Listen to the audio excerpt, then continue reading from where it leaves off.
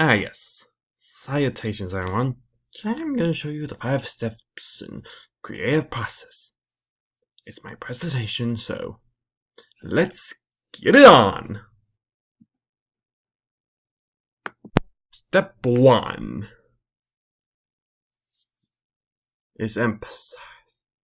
The first stage of the design thinking process allows you, that's right, you, to gain empathic understanding of the problem you're trying to solve, typically through user research.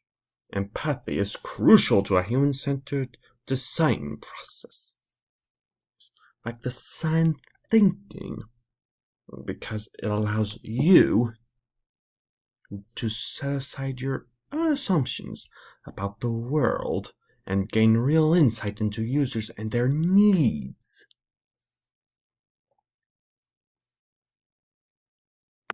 Okay, step 2 is define. In the define stage, you accumulate the information you created and gathered during the emphasize stage. You analyze your observations and synthesize them to define the core problems you and your team have identified so far.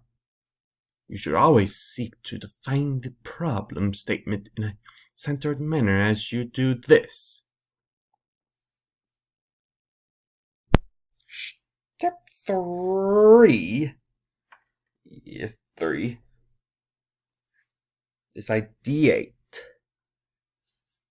Designers are ready to generate ideas as they reach the 3rd stage of design thinking. The solid background of knowledge from the first 2 phases means you can start to think outside the box. Look for alternative ways to view the problem and identify innovative solutions to the problem statement you've created. Alright, step 4 is a prototype. This is an experimental phase, and the aim is to identify the best possible solution for each of the problems identified during the first 3 stages.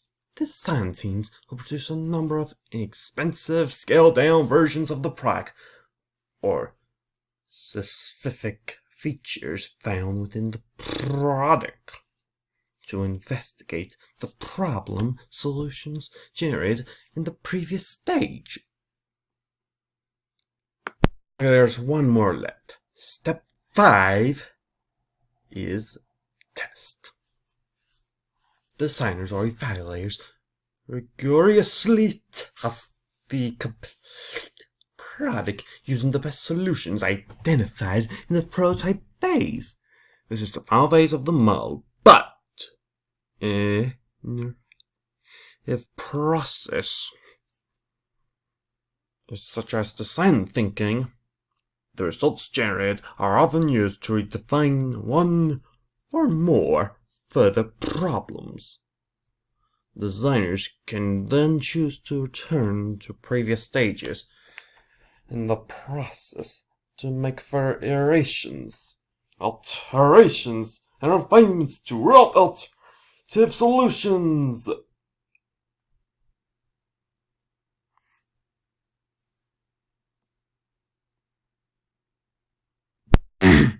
So, there you have it.